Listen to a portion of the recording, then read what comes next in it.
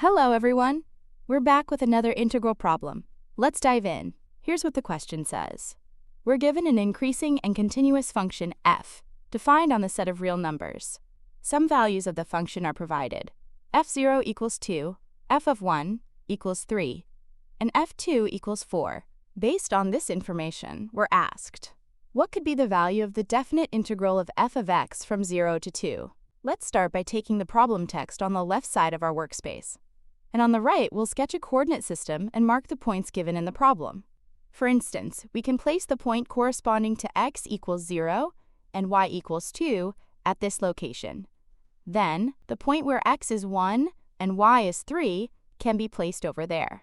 Finally, the point with x equal to 2 and y equal to 4 right here. Now we want to draw a function that is both increasing and continuous and passes through these points. The definite integral of f of x from 0 to 2 represents the area under the curve between x equals 0 and x equals 2.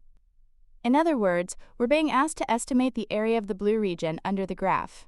To do that, we can use a Riemann sum. Let's begin with a lower sum, Riemann lower estimate.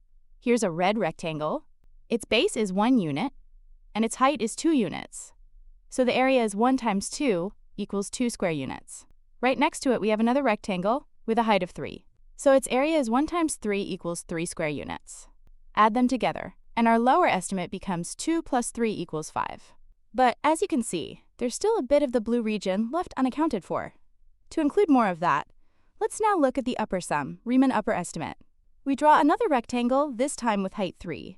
That gives us an area of 1 times 3 equals 3. And another one beside it with height 4, so its area is 1 times 4 equals 4.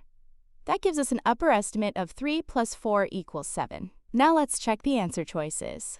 The only one between 5 and 7 is choice C, so that must be the correct answer.